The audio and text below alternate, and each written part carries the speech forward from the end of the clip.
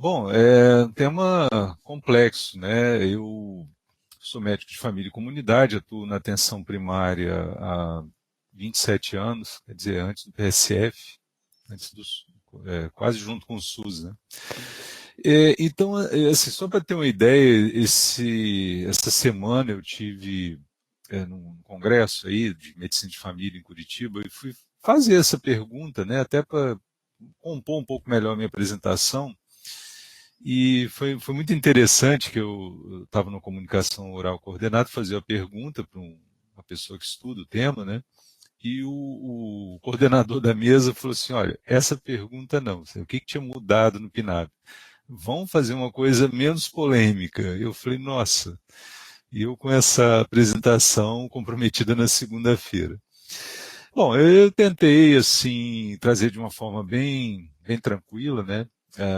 Uma política pública importante. Ela vem ao longo dos anos vem se constituindo, consolidando como uma política, né? E tentei colocar alguns pontos. É praticamente impossível a gente fazer uma análise em relativamente pouco tempo, né? A gente acredita que o Ministério deve colocar manuais sobre o assunto para a gente poder entender melhor, dada a complexidade do assunto. Mas vamos tentar fazer uma reflexão e já assim, a gente conversou um pouco aqui no Telesaúde para a gente vai garantir que tem outras apresentações e talvez a gente até precise de um curso, né, à distância, mas pelo menos assim, a gente trazer também em outros momentos, vamos convidar as pessoas, né, as coordenação estadual, para colocar o ponto de vista do Estado, né, e já fica aqui até o convite no ar, o, alguma representação de município, porque a gente está falando aqui, não está naquele dia da gestão municipal, nem no dia a dia da gestão estadual, apesar de eu trabalhar na Secretaria Estadual de Saúde também.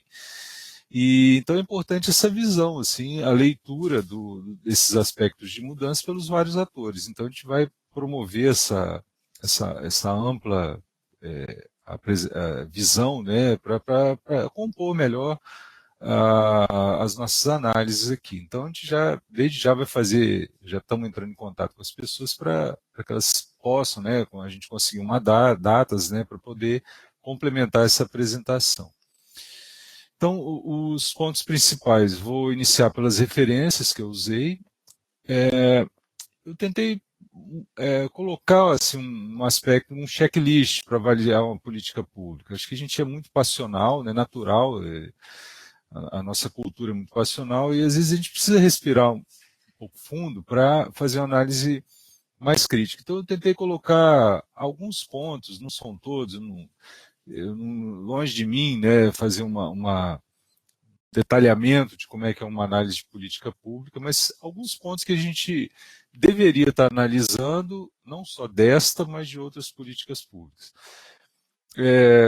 Tentar entrar um pouco também na elaboração do PNAB atual. Vou fazer uma reflexão de comparar o Brasil com o Brasil, né, quer dizer, como é que a gente vê nessa evolução da política, e uma pequena introdução de comparar o Brasil com outros países, o que já adianto que é muito difícil, e eu explico por que mais à frente. Alguns pontos chaves, e o que mais me interessa, assim, para ser bem sincero, é do ponto de vista clínico, vamos chamar assim, né? Como que isso impacta na minha prática como médico, como profissional de uma equipe de saúde no meu dia a dia, né? Como que uma política dessas impacta. Vamos lá.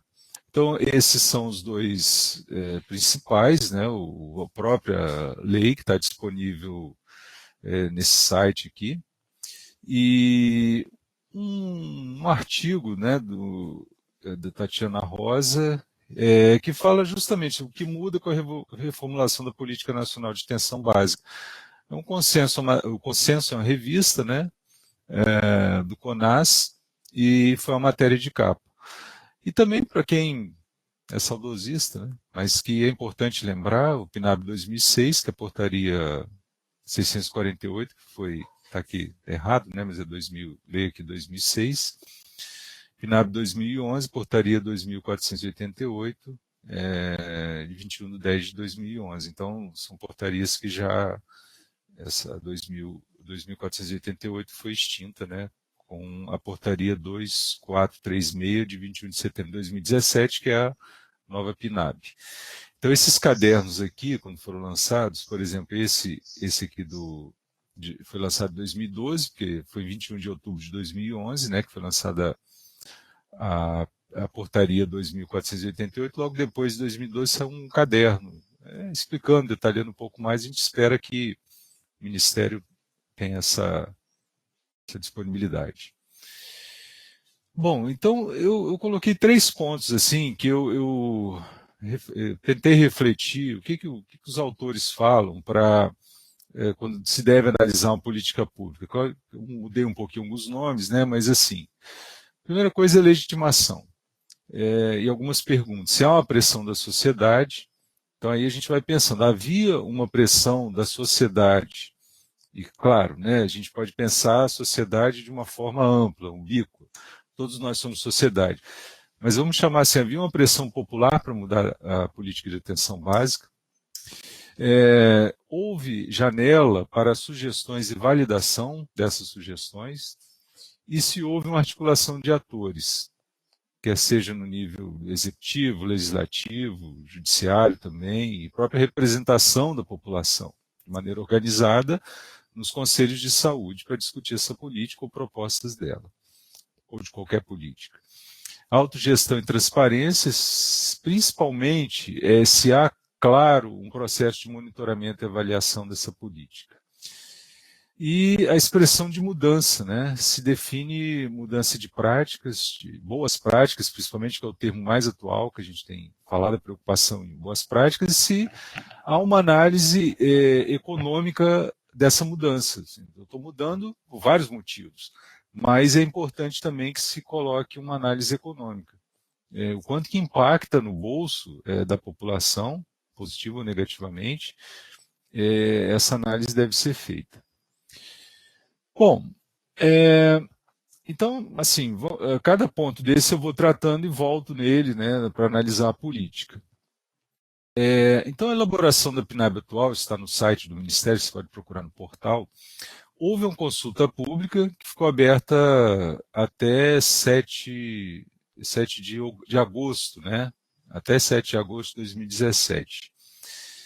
As contribuições ao texto foram enviadas por formulário eletrônico e foi feito um balanço de sugestões, foi levado para a Câmara Técnica do Grupo de Trabalho de Atenção da Tripartite. Então, quer dizer, apesar de a gente não ver claro que havia um clamor popular, uma pressão da população para uma mudança, né? Claro, existe sempre aquele pedido, aquela exigência de melhorar a qualidade, melhorar o acesso, isso é constante, nós ainda não atingimos patamares plenos, né, de qualidade.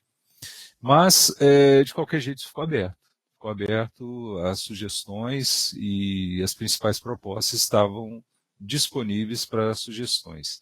Então, aquilo que a gente perguntava, houve um tempo para aceitar sugestões e para validar? Sim, esse tempo foi razoável, não pode ficar o ano inteiro, né, mas ficou durante um período de 2, 3 meses, se eu não me engano, disponível ali para essas sugestões.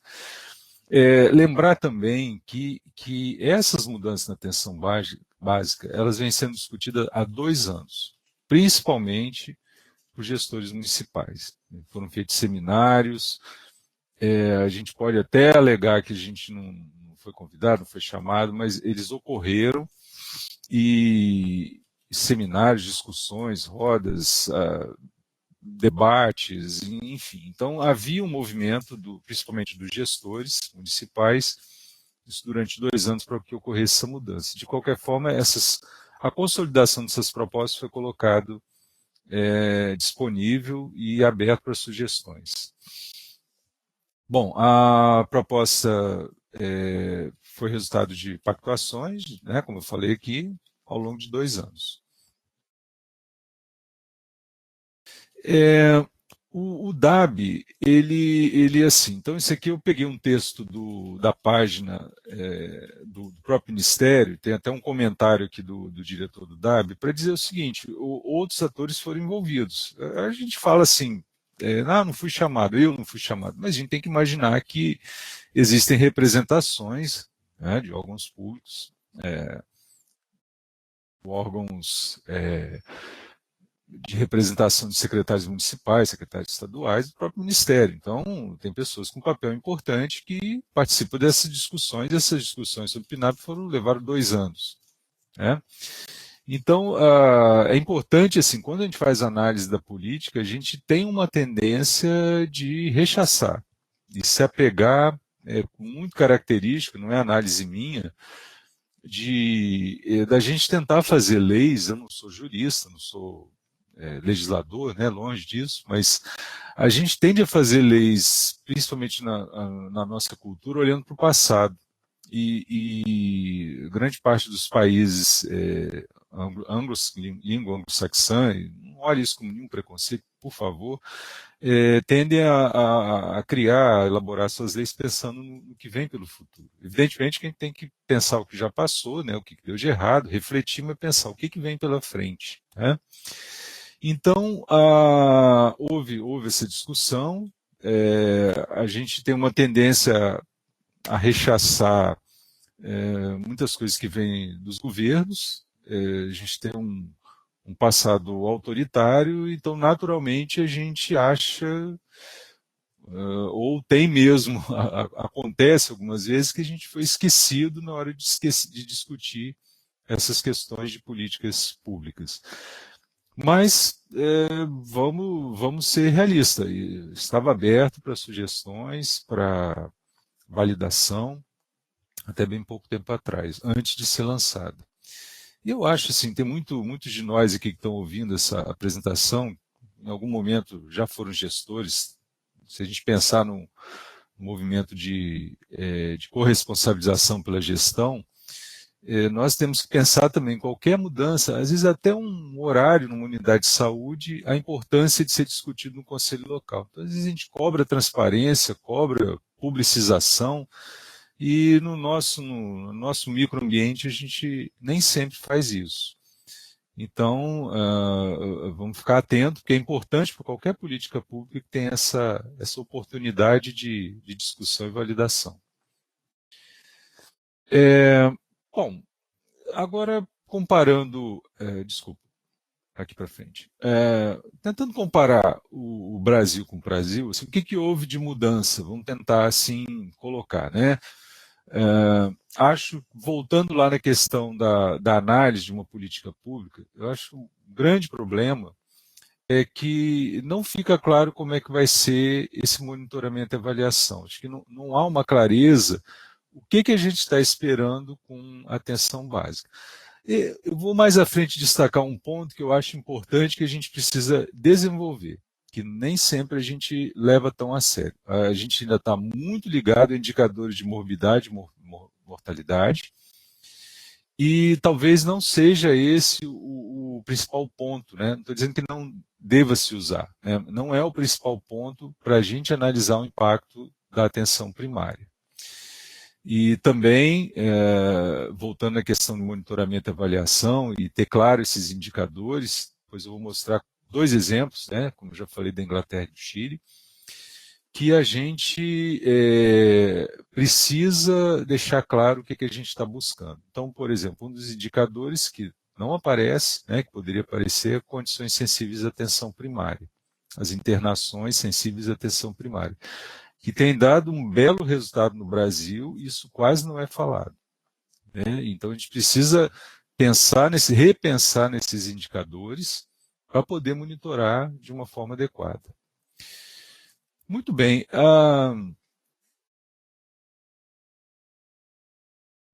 Oi, eu vou tentar melhorar. Vamos tentar melhorar o som aqui, que estou vendo que tem algumas queixas. Aí vocês vão dando feedback para a gente aqui, se houve alguma melhora. Vou tentar falar um pouquinho mais próximo, um pouquinho mais alto aqui.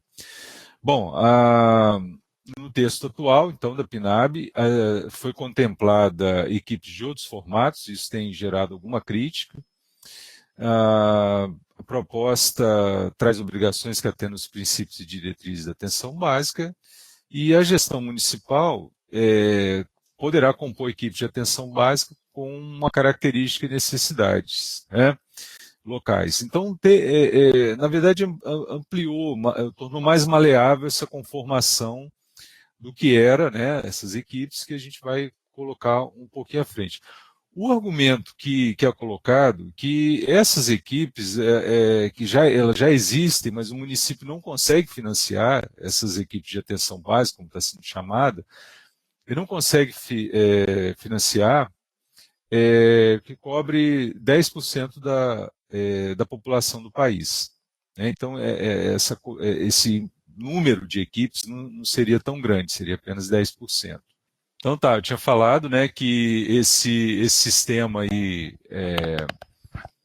de equipes, né, tinha uma dificuldade os municípios financiarem e eles aparentemente não vão causar impacto. A gente não tem como saber isso, se vai regredir, né, por exemplo, equipes de estratégia de saúde da família regredirem para atenção básica. Não tem como a gente saber. A gente imagina que o gestor tem a responsabilidade para não andar para trás, né? Mas agora tem uma maleabilidade para a composição de equipe, ok? Então, tem esses novos formatos, que é um ponto de crítica, mas que a gente precisa acompanhar nos municípios, no Estado, para ver o que vai acontecer. Eu evito ser tão catastrófico, que, tipo, eu estou há 27 anos na atenção primária e já ouvi várias vezes que ia acabar. Então, eu perdi sono em alguns dezembros da minha vida, enquanto eu estava mais diretamente na estratégia, que ia acabar o PSE, era PSF ainda. E com altos e baixos, por causa das crises que existem no país, a gente continua caminhando, né? Às vezes dá um passo mais devagar, né? Mas eu, sinceramente, acho que passos para trás, a estrutura que a gente tem hoje no sistema não permite isso, né? A gente tem que imaginar e colocar em prática que o grande avanço do SUS é o controle social. Se a gente não acreditar nisso, realmente qualquer um vem e muda qualquer política. Então, eu acho que houve uma discussão, né, por mais polêmica que sejam essas decisões. Eu não estou aqui para defender ninguém, a gente tem autonomia para estar falando aqui, né, e espero que isso continue. E os espaços de pactuação que a gente valoriza tão pouco precisam ser utilizados, né? Então, vamos analisar com serenidade essas políticas públicas. Então, esse ponto aconteceu. Há um problema de financiamento ainda mal resolvido nesse país para a atenção primária que precisa ser discutido. Não acho que a política responde a todos eles, mas dê um passo, pelo menos, para financiar equipes que os municípios estavam bancando. Acho que merece uma discussão sobre financiamento, talvez um web à parte sobre isso. Eu vou só fazer uma colocação inicial aqui. Né? Muito bem. A figura do gerente na atenção básica, acho que essa é uma questão de processo de trabalho, isso precisa ser profissionalizado. Né? É difícil comparar com outros países. Em outros países há equipes administrativas, né, profissionais administrativos, até tem um plus com um profissional de registro, né, que é um técnico preocupado com prontuário. A gente não tem isso aqui, né? Praticamente a gente faz tudo e a figura do enfermeiro, sem dúvida, fica sobrecarregada. Agora, como tudo no Brasil a gente faz um pouco às avessas, a gente saber se a gente tem esse profissional no mercado. Eu vejo até em serviços privados que às vezes é difícil encontrar um gerente para administrar o hospital. Né? Então, é importante que a gente esteja preocupado com essa qualificação, já que tem essa possibilidade de ter o gerente, é importante a possibilidade da gente colocar um profissional com papel administrativo mais forte para o enfermeiro assumir o seu papel clínico. Então fica com essa função tripla, né, às vezes quádrupla de administração, e sobrecarrega um profissional que acaba tendo pouca atuação clínica. Né? Então, eu acho que é uma discussão que merece ser revista, mas aponta, né, a PNAB para o gerente de unidade básica, e na minha percepção, a gente tem pouco profissional qualificado no mercado para fazer isso. Né? E a gente precisa rever, né, como que vai ficar isso em termos de educação permanente. Aliás, é uma coisa que a PNAB coloca várias vezes, a educação permanente, né, no preâmbulo dela, nos pontos iniciais. Vocês podem pescar ali que fala várias vezes, que é um ponto que a gente vai cobrar, né, de educação permanente de profissionais de saúde. Então, uma área aí administrativa que tem sua importância. Outro ponto que muda, não havia um período definitivo para a implantação de equipe. depois da publicação do credenciamento em portaria. Credenciou a equipe, não tinha um prazo, agora deu um prazo máximo de 4 meses para que o gestor municipal implante a equipe de saúde. Então é fundamental que a gente esteja com sistemas de informação bem integrados, né, que o SUS esteja funcionando plenamente, porque é olhar para o futuro. Né? Então a informatização, acho até que 4 meses é um tempo longo, isso deveria ser mais rápido ainda. Né? Mas é questão de adaptação à realidade do Brasil. Bom, eu acho que não muda tanto. Eu só botei essa imagem aqui do relatório Dawes, que muita gente conhece, que é como se distribui a organização e os fluxos de uma equipe, um distrito, né, como ele chama. Isso é da década de 20 do século passado e continua atual.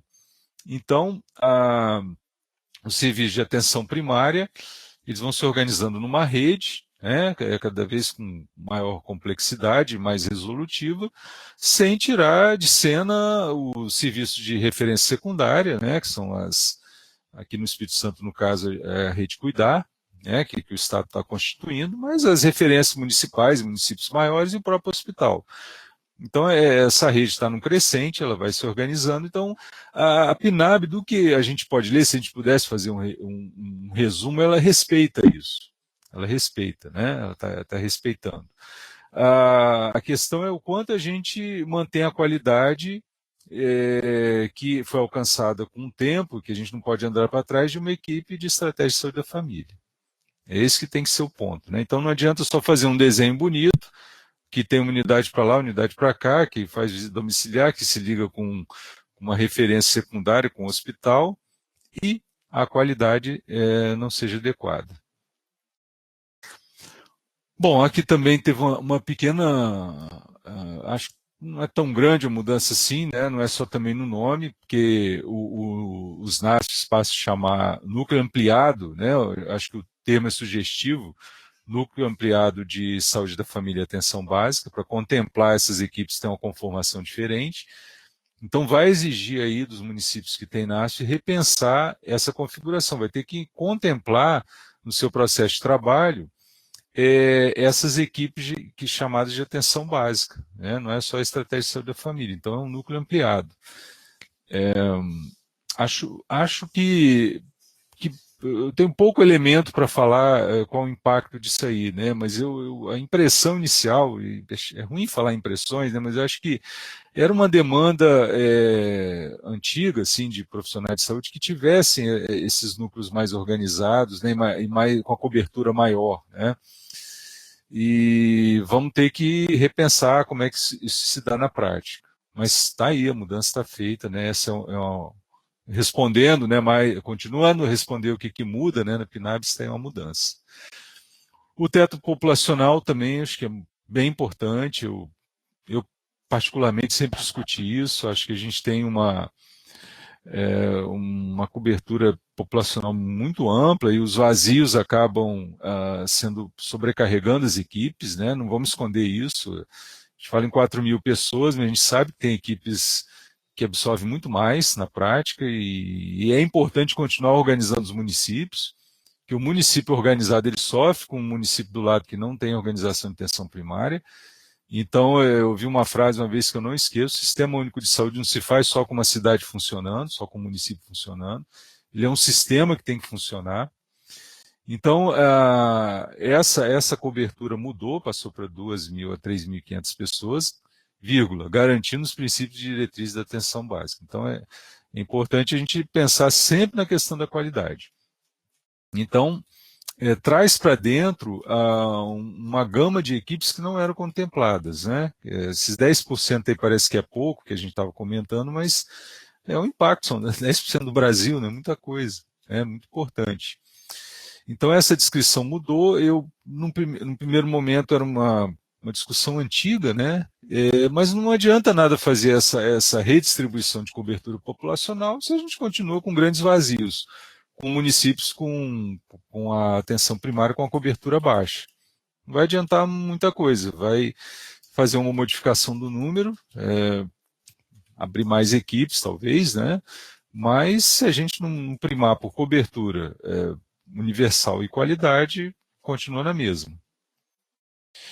Outra mudança que essa acho que é olhar para o futuro, né? Assim, sem dúvida, o registro eletrônico não tem como, gente. A gente em pleno século XXI ainda está trabalhando com papel, com muita, claro, é importante, né? Mas a gente continuar ainda a nossa estrutura que é de sistema, que é um sistema informatizado, são vários sistemas que muitas vezes não se lê, mas cada vez evolui mais para se comunicar, e que a gente tenha registro em papel. Né? Então é muito importante, porque às vezes a gente mal consegue de um município para o outro se comunicar. Então essa estratégia ela vai sendo incrementada, né? E a política reforça isso. Né? Não traria como uma novidade, mas marca perfeitamente, não tem como ser diferente também. Acho que eu coloquei mais para reforçar esse ponto, né? E lembrando o mapinha do Dalso aqui, essa comunicação na época que ele fez se dava, vamos dizer assim, a pé, né? Hoje a gente tem sistemas eletrônicos que nos conectam perfeitamente. E tem que funcionar bem, né? Então é a maneira de olhar para o futuro. Como que a gente se comunica? Não resistir a isso, né? Mas de uma maneira ética, né? De prontuário eletrônico e de sistemas de informação, como que a gente se comunica de uma maneira cada vez melhor, né? Com todas as limitações que a gente conhece, né? De comunicação, de integração, de conectividade que tem no país. Outro ponto importante, a integração vigilância, saúde e atenção básica, que assim uma incorporação mais efetiva das ações e atividades do agente comunitário de saúde. Eu vou falar um pouquinho mais à frente, né, destacar essa questão do agente comunitário, de alguns procedimentos que eles vão poder fazer, e a minha preocupação com isso. E também dos agentes de combate a endemias. Não tem jeito, a gente está num país que a gente viveu recentemente, aqui no Espírito Santo, um problema com a febre amarela. Viveu num país toda essa preocupação que continua com Zika, chikungunya, com a própria dengue, né? Então, acho que quase que inevitável também que a gente incorpore essas ações na atenção básica. Então, assim, a PNAB abre essa possibilidade claro, reforçar o agente comunitário, mas o agente de combate a endemias para compor uma equipe de atenção básica para ampliar o atendimento à população. A gente faz um resgate histórico do que já existiu, e aí eu vou falar do tempo da antiga Sucânia, da extinta, né, que era de combate à malária. Né? Então, o mapeamento, a territorialização do país foi feito na época, então existia uma cobertura, uma base que a gente utilizou para constituir a própria atenção primária. Então, é um resgate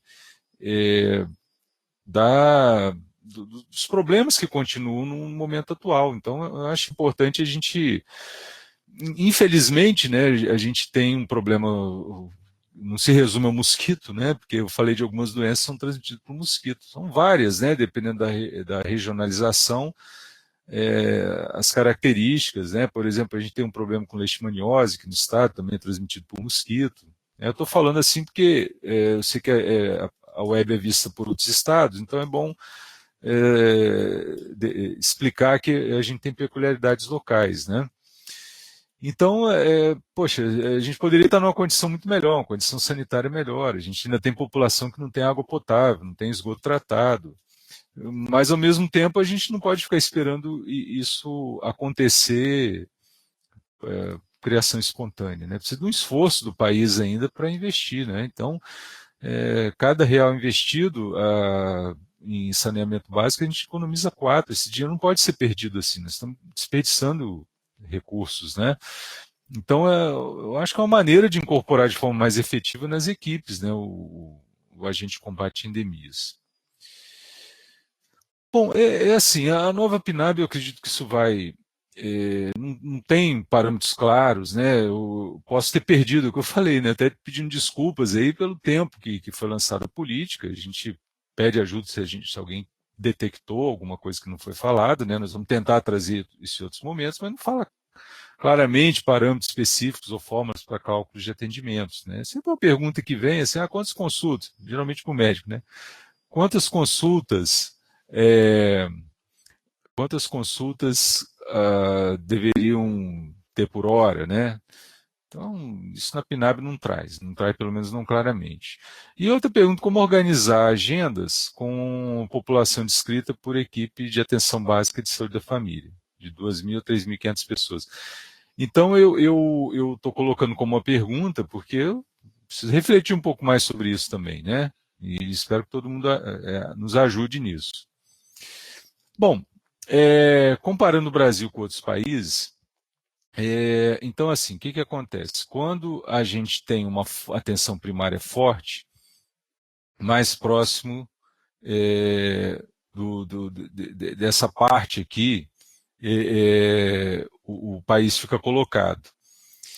Nós estamos não tão ruim como os Estados Unidos e a Alemanha, que não tem uma atenção primária forte, mas também não estamos tão bem como o Reino Unido, Dinamarca e Finlândia. Está ali um valor intermediário aqui.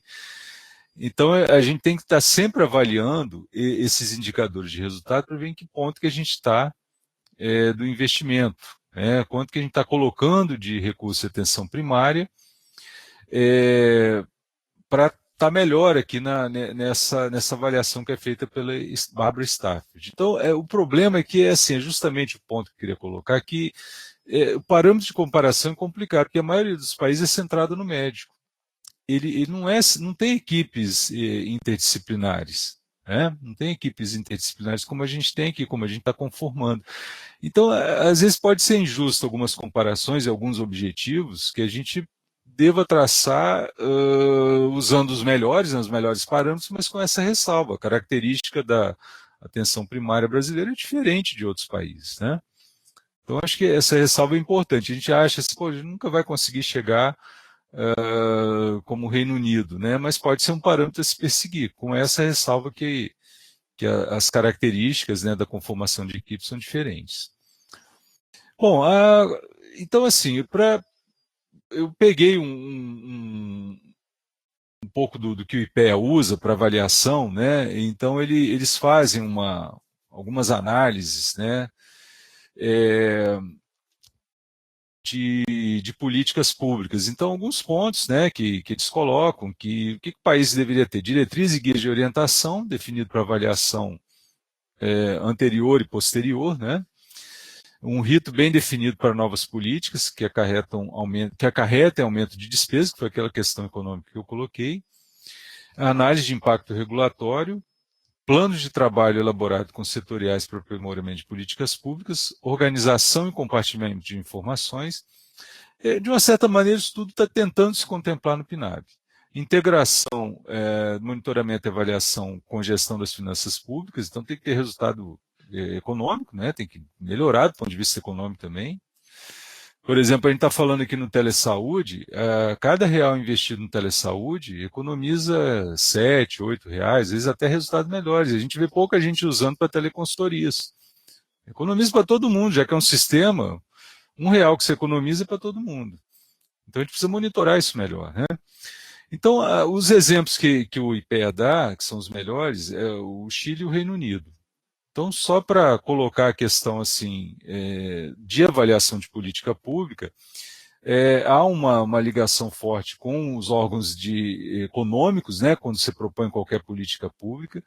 É claro que isso é feito, é evidente que isso é discutido, né, de uma maneira no planejamento, com outros órgãos aqui no Brasil, mas não fica claro quando a gente tem essa política. É muito importante a gente ter essa clareza. Poxa, eu vou investir em equipes de atenção básica, eu vou trazer o agente de endemias, mas o quanto isso representa, né, de economia?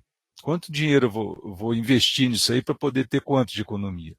Isso poderia ser mais claro. Então, os ingleses chegou a ter assim, Green Book para análise, né, Magenta Book para avaliação. Então, isso tem uma apresentação na página do IPEA que eu achei bem interessante. É um roteiro, né, para quando você avaliar isso. Então, assim, tem um serviço de auditoria para acompanhado, para o parlamento acompanha essas avaliações, essas análises do executivo. Só para lembrar, e ainda assim ressalvando que é difícil essa comparação com o sistema de saúde inglês, eles pretendem aumentar em 12% o recurso para a PS, né, nos próximos até 2020, Isso já tem algum tempo, né, que eles fizeram esse plano. O plano que mais de 5 mil GPs, né, que são médicos de família, estejam trabalhando, e 3 mil profissionais de saúde mental e 1,5 mil farmacêuticos nas clínicas de APS para manejo da condição crônica.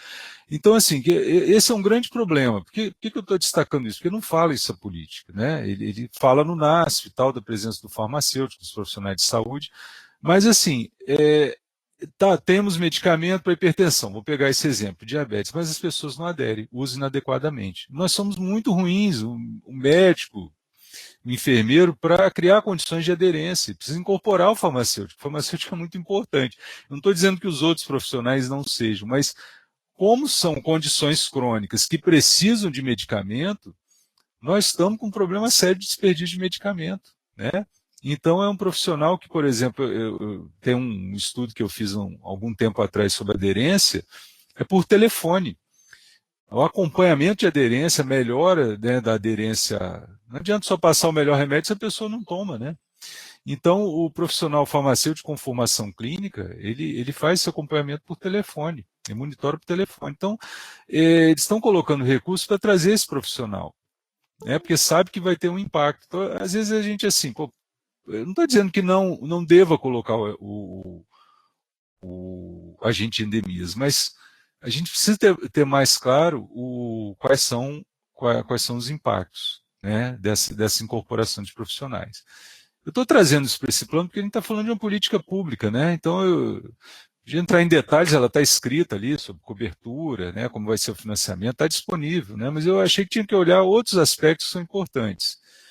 Muito bem. Então, no Chile, tem alguma coisa semelhante, né, em termos de avaliação, como eu falei da Inglaterra. Tem também, assim, quando você lança uma política pública, uma janela de oportunidade para enviar proposta. Então, de uma maneira geral, esses dois países que são considerados pelo IPEA como bons avaliadores, a gente, nessa política pública especificamente, acho que a gente peca muito por não ter ou não estar claro um sistema de monitoramento e avaliação.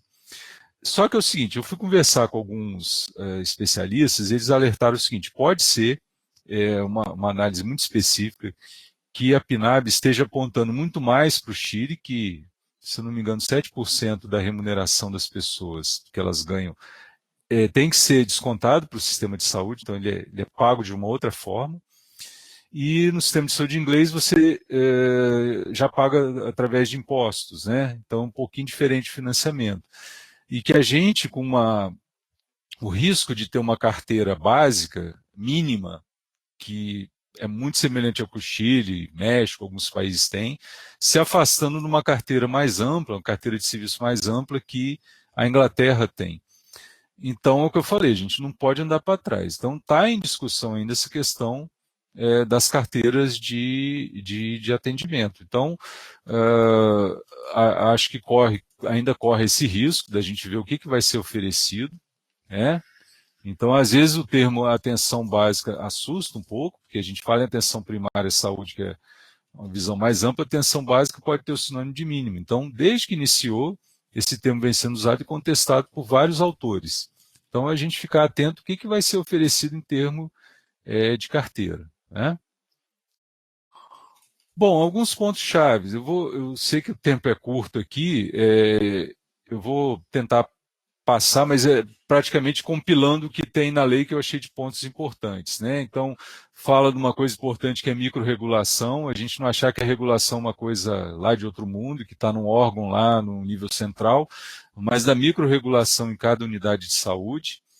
A infraestrutura, a questão de prever unidades fluviais, porque a gente tem que pensar que esse país ele tem peculiaridade de todos os tipos, né? Então, de prever aqui, né, ter uma unidade fluvial com estrutura, né, para poder atender populações ribeirinhas. Vou tentar falar um pouquinho mais sobre a organização de equipe e financiamento. E já falei, né, sobre a questão da educação permanente, acesso, né, cita lá no item garantia de transporte para as equipes, né? Então o município vai precisar discutir isso com o município, estado, como financia isso, né? De ter garantia de transporte. Não está muito claro na PNAB, mas a mais clara que tem é sobre a questão das unidades fluviais, né?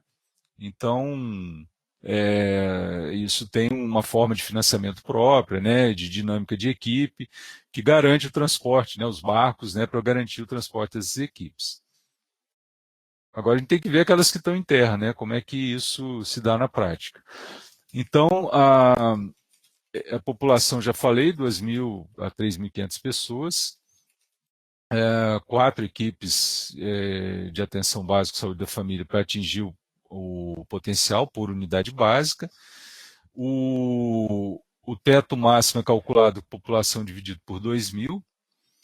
E municípios ou territórios com menos de 2.000 habitantes, que uma equipe de saúde da família ou de atenção básica seja responsável por toda a população.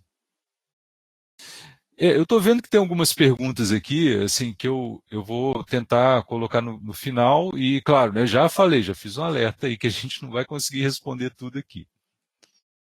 É, Toda unidade básica de saúde deve monitorar. Isso é um ponto que é muito importante. A Barbara Stafford coloca o seguinte, que um dos melhores indicadores é a satisfação das pessoas. Agora, a gente não deve ficar avaliando satisfação que quem está dentro do sistema. Deve monitorar a satisfação de todos. Se uma pessoa conseguiu passar em todas as barreiras que tem e consegue chegar, por exemplo, numa internação hospitalar, ela vai estar sempre satisfeita. Então é meio redundante fazer esse tipo de avaliação. Agora, o que ela comenta para resumir? Né? A equipe ela deve estar preocupada, e as pessoas buscam isso, se o sistema de saúde dá segurança para ela. Se ela sabe que quando ela precisar, ela vai ter o sistema de saúde disponível, quer seja na unidade de pronto atendimento ou na unidade de atenção primária. Então, quando a gente fala em microrregulação, e as perguntas vão muito nesse sentido, como é que vai ser o papel do agente de saúde, do agente de endemias, né? Muito da lei, e isso pode ser uma faca de dois gumes, coloca para o município essa definição. Então, como é que a gente define isso? Né? O município que a gente fala, às vezes, assim, não, então é o gestor municipal. Não, espera aí, nós estamos falando num contexto de pactuação, no contexto de SUS e de controle social. E que são canais que estão muito mal organizados, muito mal articulados na maioria dos municípios pequenos, né? Grandes também, e conselhos locais de saúde que dirá. Então, a PNAB abre essa perspectiva quando fala no município, não é o gestor municipal. Eu interpreto que, assim, nós que estamos no município vamos discutir isso. Então, como é que vai funcionar a equipe? Então, tem uma margem para a gente definir isso, de acordo com a realidade local. Procure ler a política, que está claro isso lá. Pode ser uma postura muito largada, frouxa do Ministério, é, pode ter essa interpretação também. Lei a gente interpreta do jeito que a gente quiser, mas ao mesmo tempo a responsabilidade ela aumenta também para municípios e estados, né, para poder se organizar, principalmente município. Então, o profissional de saúde poder ser protagonista, né, do seu trabalho. Então, assim, que, entre outras coisas, se recomenda, né, está na PNAB, identificação de horário de atendimento, mapa de abrangência, identificação de gerente, né, relação de serviços disponíveis, que é a carteira de serviço, detalhamento das escalas de atendimento de cada equipe. Tem muita equipe que já tem isso, né, então a gente pode imitar os bons exemplos. Né. A especificidade, eu inverti um pouquinho, porque são várias equipes, mas o interessante é que prevê aqui, né, as peculiaridades do SUS, né, equipe de saúde da família ribeirinha, equipe de consultório na rua, equipe de atenção básica prisional, são modalidades de equipes que são colocadas na lei, né. E eu gostaria de reforçar essa questão, né, se a gente for colocar o nosso foco exclusivamente no nosso direito, nos nossos direitos, sem dúvida, a gente vai ter um embate sem fim. Mas tem que equilibrar um pouquinho melhor o nosso foco no trabalho, na atenção, na assistência às pessoas. Esse é o nosso objeto, essa é a nossa missão. Então, evidentemente que a gente não pode ser explorado, né? Ninguém está propondo isso, mas equilibrar um pouco mais, né? Nem tanto o direito, né, os direitos trabalhistas que a gente tem, mas nem tanto deixar de lado a questão da atenção, né, da melhor atenção, tentar equilibrar um pouco mais. As atribuições comuns, para vocês terem uma ideia, são 27 itens, né? E eu destaquei aqui as atribuições do ACS, que entra na PNAB agora, que é aferir pressão, realizar a medida de glicemia capilar, aferição da temperatura axilar e realizar técnicas limpas de curativo.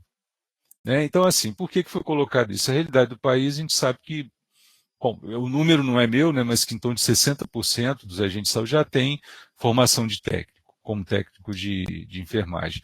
Então, nada mais estaria fazendo do que legitimar uma situação. É claro que tem as questões trabalhistas aí que não cabe entrar aqui, né? Mas que não podem também ser deixadas de lado. Mas essas atribuições estão incluídas na PNAB. Repete praticamente o que a gente tinha de atribuições às demais profissões, né? Vou ficar lendo aqui porque está na lei. Mas essa eu queria destacar porque no final me traz uma preocupação como clínico, né? Então, as modalidades da equipe, né? Equipe de saúde da família, eu citei três assim que seriam não é exceção, né? Mas que seriam não todas as comunidades teriam, mas isso aqui todos poderiam ter. A equipe de atenção básica, como já falei, a composição dela, e a carga horária é importante. Carga horária mínima por categoria profissional deverá ser de 10 horas, com no máximo 3 profissionais por categoria, devendo somar no mínimo 40 horas semanais. Para mim isso é um problema, porque é uma carga horária muito pequena, né? Porque a gente fala muito em vínculo. Isso pode comprometer o vínculo. Eu não estou afirmando, estou dizendo que pode comprometer. O que a gente conhece que as cargas horárias mais amplas, 30, 40 horas, têm um resultado melhor. E lembrando aqui também que a questão do profissional de nível médio como técnico auxiliar de enfermagem. Então, esse deve ser um ponto de reflexão, como que essas equipes se organizam com profissionais com 10 horas de carga horária. Né? Então, isso aí muda bastante a conformação que a gente tem visto. E continuando, né, equipe de saúde bucal, modalidade 1 e 2, né, com a composição já praticamente conhecida. O NASF, que eu já fiz um comentário, que aqui na lei também ele coloca as profissões, né, de acordo com o Código Brasileiro, né, acupunturista, assistente social, fisioterapeuta, fonoaudiólogo, médico homeopata, nutricionista, não vou ler todos, né, mas a ampliação que o núcleo ampliado, né, como o nome já diz, permite para a composição dessas equipes. E aí, como coloca a lei, cada município vai tentar conformar de acordo com a sua realidade. O problema é que a gente baseia em diagnósticos ruins, né? Então, a lei também coloca, desculpa, a portaria coloca no início a necessidade de a gente aperfeiçoar nos métodos diagnósticos coletivos, né? A gente ter ferramentas para poder ter bons diagnósticos de saúde. Às vezes a gente não tem, está muito preocupado com o individual, né, mas trata com impressões coletivas, mas melhorar esses métodos para a gente saber, assim, poxa, por que eu preciso de profissionais aqui na minha área, né? Nem sempre você consegue colocar todos no NASF, né? Bom, e o outro tipo de equipe, a estratégia de agente comunitário de saúde, é previsto, né? Então ele coloca itens necessários. Ah, então, assim, alguns itens aí que a gente tem no final, carga horária de 40 horas semanais, um enfermeiro supervisor, né? E então muda essa nomenclatura para a estratégia de agente comunitário de saúde. Então tem uma estrutura mínima, né, para a gente poder cadastrar essa equipe. Bom, o financiamento ele tem 5 pontos principais. Eu gostaria, Zilma, Zilma está aqui do meu lado, eu vou fazer a provocação, que a gente pudesse ter um momento só para discutir cada ponto, né? Esse seria um deles, que eu acho muito importante, porque apesar do repasse ser mensal, ser fundo a fundo, isso tudo está bem estabelecido, é bom de ficar atento, né? Para não correr o risco, para dar mais elementos para quem nos ouve, para uma boa monitoramento e avaliação, inclusive, da destinação do recurso público. E aí as equipes do Estado, os municípios podem nos ajudar a uma discussão mais ampla, né? Então, recursos que estão acondicionados à implantação, né? Então tem uns plus aqui, o recurso acondicionado à abrangência da oferta de ações e serviços, recurso condicionado a desempenho, né? Esse ponto aqui que talvez a gente possa se debruçar mais e outros recursos de investimento, né, que para investimento nas equipes. Bom, então assim, para finalizar, deixa eu só voltar aqui tem uma pergunta que eu acho que eu passei rápido. Aqui, ó, essa pergunta sobre a composição do enfermeiro no NASF, né? Pelo menos o que eu peguei ali da política não está prevendo aqui o enfermeiro, né? No NASF, ok? mas a gente pode rever ali. Eu peguei diretamente da lei e coloquei, são esses profissionais. Vou deixar mais um tempinho aqui para vocês lerem, mas está lá na portaria, né, na nova PNAB. Eu estou falando lei, mas é uma portaria. É, então está aqui, está escrito aqui. E aí, outra coisa importante é criar condições para a gente ter estudantes, né, graduandos, residentes, pós-graduandos, ok? Vou seguir em frente aqui para por causa do tempo aqui, né? E teve uma pergunta também que eu pesquei ali: cada agente comunitário de saúde deve realizar as ações previstas nas regulamentações vigentes nessa portaria e ter uma microárea sob sua responsabilidade cuja população não ultrapasse 750 pessoas. Quem fez a pergunta ali já tinha a resposta. Quem perguntou, eu não vi o nome, né, que passou muito rápido. Eu vi com um canto de olho aqui, que tem tanta gente perguntando que... Luciana. Então é isso aí, ó, 750 pessoas. Vou continuar aqui, das minhas preocupações do ponto de vista clínico. Um ponto-chave, um ponto importante de prevenção quaternária. A gente não deve, a gente corre o risco de medir muita pressão, fazer muita glicemia e criar doença onde não tem. Eu acho que assistência integral não é por aí. A gente não começa a assistência pela furando o dedo das pessoas. A gente deve entender o contexto, os fatores de risco, né? Porque isso pode, né? Não estou dizendo que vai acontecer, porque a gente está trabalhando, sempre imagino que a gente está trabalhando com gente responsável, e não o contrário, pode criar uma demanda súbita nas unidades de saúde. As pessoas estão lá trabalhando, fico imaginando uma população rural, para pegar um exemplo. Se mede a pressão sem ter um tempo de parada, né, de repouso, e uma pressão elevada pode assustar muito e encaminhar essa pessoa para um atendimento que pode ser desnecessário. Então, claro, né, a gente faz busca ativa e tal, mas tem que tomar um cuidado, porque a prevenção quaternária é justamente aquele exagero na prevenção. A gente às vezes acha que está ajudando as pessoas, está criando problema, está criando doença onde não tem, está procurando. E pior, né, de não buscar aquelas populações que realmente precisam. Que realmente precisam de medidas preventivas. Vou dar outro exemplo. O quanto que a gente faz preventivo de câncer de colo de útero em quem não precisa. Né? A população que realmente teria situações de risco e vulnerabilidade, a gente acaba não absorvendo. Então, a gente espera, né, tem um projeto aí, uma proposta para qualificar os agentes, né, os profissionais que necessitam, já que se fala tanto de educação permanente, ao longo do ano, né, educação à distância, para a gente discutir essas questões, né, dentro da própria equipe. Então, saúde não é só medir pressão, não é só fazer glicemia, né, faz parte de um contexto de atenção integral.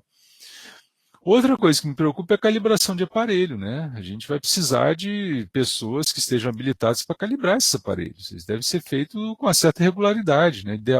Minimamente 6 meses, né? De calibração desses aparelhos de pressão. Alguns glicosímetros a gente não consegue sequer calibrar, né? Entendeu? Usou, descalibrou, tem que jogar fora. Mas aparelhos, todo aparelho tem que ter uma calibração. E calibração dos profissionais, eu botei entre aspas, porque às vezes a técnica de medida, o nome já diz, é uma técnica, né? Ela não é reproduzida da maneira correta. Uma coisa que a gente vê com frequência, em vez de medir pressão com a mão espalmada na altura do coração, mede com o braço pendurado, né? E qual o valor daquela medida? Então, técnica é um pouco receita de bolo, né? Então a gente tem que fazer essa calibração dos profissionais e às vezes nem sempre é possível fazer isso à distância. A gente espera que tenha a gente trabalhar em condições de educação à distância, mas também algumas atividades presenciais, para não correr risco de causar iatrogenias, né? Bom, é difícil, né, a gente fazer, se dispor, né? Eu queria que vocês entendessem assim, a minha disposição de estar falando sobre um tema tão complexo, né, que gera tantas mudanças. Eu tentei pegar algumas, né,